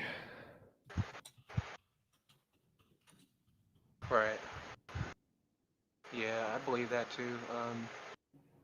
You know, it dried up definitely multiple times. I don't know what time period, but Every season without rainfall, it dries up. It's like it's often. right. Or I hear you. So, what do you think about CERN? Like, you know, like they're trying to recreate the God particle with like 13 whatever. The God particle is called the Higgs boson. We're not trying to create one. They already exist. We're just trying to see them, and we already did, and they were discovered. And Higgs won a Nobel Prize when they were discovered. So they've already been discovered. Right. Do you think people can recreate it? What? It's like CERN. Let's say they want a particle accelerator. They can shoot it and create it. sort of. So they collide particles together really, really fast and really hard. And when they collide, they break into smaller particles. And one of those smaller particles is the Higgs boson. Right. True. But the thing is, like, do you think it's possible for them to ever create something? They don't create anything at CERN. CERN doesn't create things. CERN smashes things together. They break stuff. Yeah, that's dependent though. Like, do you think it could open like a portal or something? I No. don't know. That's been a debate about that. Open a portal or something like No, that. smashing tiny particles together isn't going to create a portal anywhere. All right, let's hope not.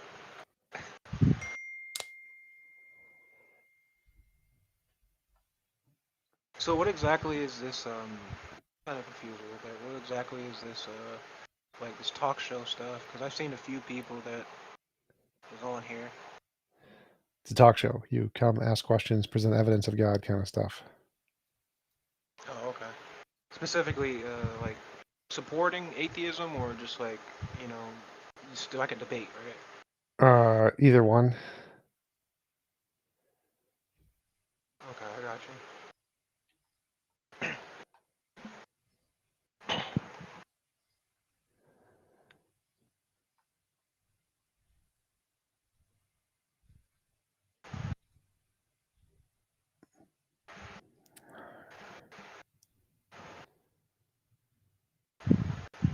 So do you believe in the vaccine and stuff like that? I really don't want to talk about that, but I'm just saying, like, you believe in science and Yes, stuff like it's that? been proven to work. So what about like side effects and stuff like that? Yes, there are side effects like myocarditis. Right. It's just less than what you would get if you got COVID. True. So I don't think you know about this. So if you actually have like a what it's called is a it's called a I'm trying to remember what it's called. Like it's a PCR it's a it's a PCR tester. So like could you see if someone has COVID or something using a PCR test? Like a PCR tester specifically? You can see the antibodies that would, like, sort of, yes, like indirectly. So it sees Oh, okay. test genetic material, so it would find the genetic material of the virus. Sure. Where can it do any other like organism or like virus or anything, right? Yes. Well, maybe Gotcha. depends. Like, I imagine there's a minimum size that it can test for, and it can't test for anything smaller than that because it's testing like for a certain genetic material. Oh, okay, I see. So like let's say you know, like regular stuff like this green tea can I have, like can I test it to see if it has different stuff inside of it or just like what's on the label? Like green tea specifically. You think that's possible with the PCR tester? PCR test for DNA. If you're looking for DNA, maybe it's not going to tell you if it has Right. like salt in it. Oh, okay, that's probably something else. Probably something, you know, more expensive.